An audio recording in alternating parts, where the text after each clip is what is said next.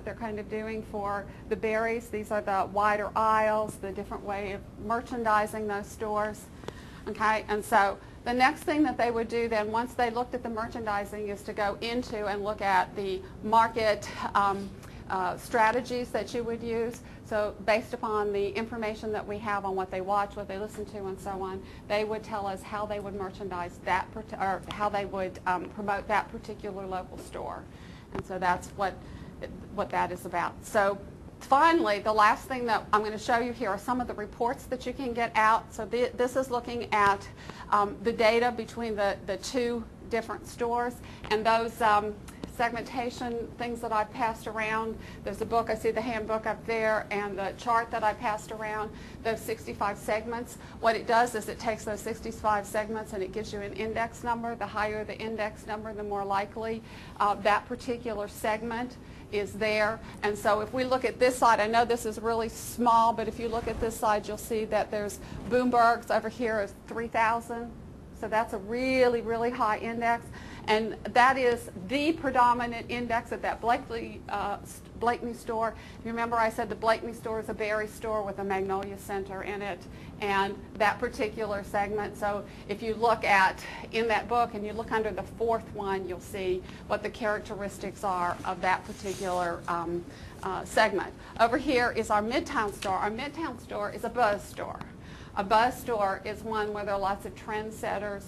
It is more mixed, and you'll see that the numbers are not quite as large on this side because there's one segment. Everybody that lives in this neighborhood is pretty much alike. This is our downtown area, so it's kind of eclectic. There are kind of lots of different, and I'm going to show you maps of this in just a minute to show you kind of what that looks like. Because we asked for merchandise, I wanted to show you some of the printouts that you can get on merchandise. So on this side you can see on the Blakeney store at the top of these folks have the highest index on spending in the last 12 months. They had over $200 on cameras, so they purchased cameras at over $200. When I look on this side, they purchased cameras, okay, but they purchased small Canon cameras. They didn't purchase $200 and plus cameras. So this is more. Buzz is a person who wants the technology but doesn't have the money. Think about your students that they don't have the money to spend over $200 on a camera. So it's a different type of market segment. All right, here are some of our maps. And we don't have the program here. What I do have, and I promised the graduate students yesterday, is I do have a team viewer, which if you would like to see, I can connect you to my desktop at home. And if some of you want to play with it and stay a little bit after the presentation to play with it, that's fine with us. But it's because it has so much data, it loads slowly. So I didn't want you sitting here being bored to death and sitting there going, okay, when are these people going to move forward? Because the program, you have to be patient to run this program. As a matter of fact, I have to tell my students that up front. You have to be patient because it has a lot of data in it and it takes a long time for it to load. So these are the Best Buy stores that are in the Charlotte area. As you can see, they're all over Charlotte. Here's the Blakeney store. This is our southeast part of Charlotte, and so the Blakeney store is the one that has the highest demographics and has our Magnolia. Our uptown area is in the center there, uptown Charlotte. That's more of an eclectic area. The store there is a buzz store. Very different when you walk into those stores. Now, I personally love the uptown store. It's one of the smallest stores that we have. But when I walk in, I've got a mass of young students coming, and they're asking me, what do I want? And they can tell me, no matter what I ask for, they know. They know if they have it, they know if they don't have it, they know where to take me. It's really kind of a wonderful experience to me. Okay, the Blakeney store, maybe it's because they don't pay us very much at Winthrop. I can't afford anything in the Magnolia. So although I live in the southeast, it's not my favorite type of store. But this shows you where the stores are in there. I can also go into the program and it can pull in all of the competition. So this is, I went in, I used an NAICS code. Y'all know what that is, right? Okay, I know you do. But, okay, this is the SIC code. The government likes numbers instead of, okay, so I don't want to talk down to you. I apologize. I just want to make sure everybody kind of knows. So I can put an NAICS code in. It can pull up all of the electronic stores. that are there, that are in this area. So it will pull up all of the electronic stores and give me all the competition. Now, I had a question last night, I think it was from one of the graduate students, that said, well, what about Walmart? Can you put Walmart? Is Walmart included in that? No, Walmart is classified as a discount store. So that's where it comes in, where you have to kind of think a little bit and say, okay, I need to go look out at some of those other stores too. There are other NAICS codes that I can put in here. So I can put up to as many as you want to. Okay, they have like 8 blocks for you to put SIC codes in, and it'll pull them all up separately, all up together, however you want. So you are kind of in control of this system. So this was just the electronic stores that are there. I can go in and ask the system to name them, and they will label all of them for me. So I went into just the uptown area and kind of pulled in the uptown area with all of the competition that is in that area for you to begin to look at that. Okay? I already explained. Yes. The trade area you were delineating was a drive time analysis? Yes, this is a 3-mile drive time. Okay? And if I went back to, I would have to go back several slides, but if I went back several slides, the reason I chose a 3-mile drive time is because some of those stores are close together and I didn't want them to have overlapping trade areas. And so that 3-mile drive time is what I chose. You may choose anything you want. In addition to that, you can do a 3-mile drive time, a 5-mile drive time, and a 10-mile drive time, and it'll put 3 circles around it. And I did drive time rather than miles around, because a mile would just give me a big circle. And you'll see in some of the others, as I go through this, I'll try and remember to stop and tell you, but you'll see some of this one's pretty circular. It has a few rough edges on it, but as you look at some of the others, you're going to see some very different shapes in terms of looking at how people, what a 3-minute drive time is, because some of the areas don't have many people around it. So you have the interstates coming in, and you can just see those trade areas go right out the interstate line. So I'll show those when we get there. Okay, this is what David was talking about earlier when he said you can put in a zip code. So I can put in my zip code there. It'll bring up my top 3 tapestry segments and give me some information about them. That's a kind of a free thing that they have online that you can play with your students if you wanted to do. They can put in their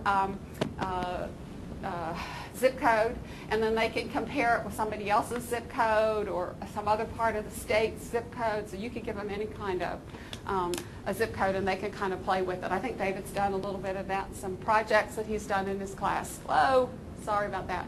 Okay, so I went in and I asked the computer to come back and tell me what segments, which of the segments out there were in this uptown area. Remember the uptown area that we had?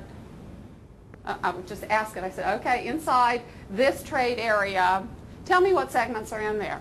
And so it gave me all of these segments, but there are 4 of them that are pretty far out there. So I went and I looked at the ones that have the largest number, the highest percentage of that tapestry segment in there. And so I'm going to look at the trendsetters, okay? And I know that like the security set down here is way out there, and I'm going to talk about that in a minute. But I wanted you to look at the trendsetters, which are there. So that's the one I pulled out. So this is, so to get your bearings, this is Mecklenburg County. We're looking at that trade area that is right in the center, and then I just kind of blew that up so that you could look at it. And you'll notice that I'm looking at trendsetters here, okay? When you look at a map, you go from light to dark, okay? Light means there are a few people in there. Dark means there are lots of people in there, and that's the way you always read maps. I have a hard time with my students getting them. They do a map and they look at it and it looks pretty and they bring it to me, and then they come with the opposite answer that they should have, and that's because they've reversed their scale. Okay, so I can reverse the scale. Since I have so much freedom in here, I can do anything that I want to. But if you look at the really dark area, that's where the highest number of trendsetters are. And you'll notice that's right in our downtown area. That is our area. We're just growing in our downtown area. We've got a lot of new condos down there. We've got rental apartments down there. And a lot of our young people who are just getting jobs are moving to these types of areas. And so you can very quickly kind of see that they are, and then as you go out further, it gets lighter, and so we have less. Okay? The other areas that are in there, I talked about the, let me go back to that, okay? We have this security set, okay? These are people who live just outside the downtown area. They used to call it one trolley ride out, and so there are some very nice homes that are out in that area. The people who are able to afford them are almost retired, and so that is the group that we see in the outskirts of that, and where the areas got lighter in looking at that. Okay, the next one I'm going to look at, it's an area, it's up there, it's the Concord Mills area that is in the northern part of this picture up there in kind of the green area. And if I go back up to my tapestry and I look at, in that Concord Mills area, look at that, far less complicated than that one we just looked at.